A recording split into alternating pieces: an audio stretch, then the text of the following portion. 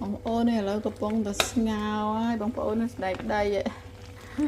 ហើយលាងទឹកឲ្យឡើងភ្លឹងហ្មងបងប្អូនហើយអ្នកដែលគេស្ងោរលក់នៅទាំងដីដូចហូបទៅកក្រៀតតែបើខ្ញុំវិញអត់ទេនេះឥឡូវសាខ្ញុំភ្លក់មើលសិន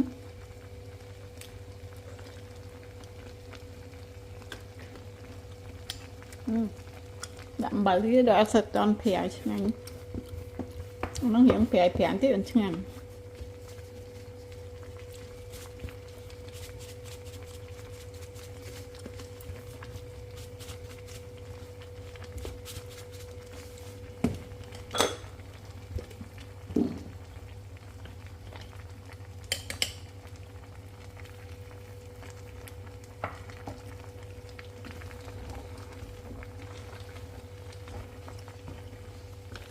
កូរចឹងមកវាសក់ខ្លាចវាអត់សក់បងប្អូនបើយើងស្ងោរឆ្នាំងទូចបងប្អូនមកនិយាយឆ្នាំងទូចបងប្អូនដល់ពេលអញ្ចឹងទៅយើងកូរវាអញ្ចឹងណាហើយលើវាល្អដល់មានដីបន្តិចលាងឲ្យលាងចឹង10ទឹកបងប្អូនសណ្ដែកដីនេះខ្ញុំលាងងាប់ហើយលាងឲ្យរើសអាណាអត់ល្អចោលទាំងអស់ទៀតនេះឥឡូវឡើង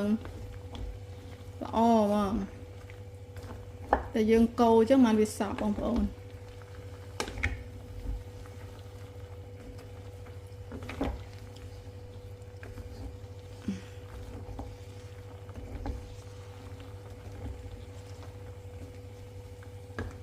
តែយើងអត់កូរវាអត់សក់ទេ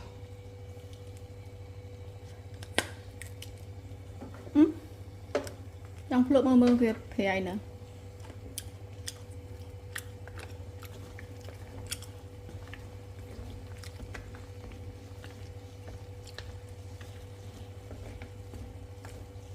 ទីទៀតឆ្អិន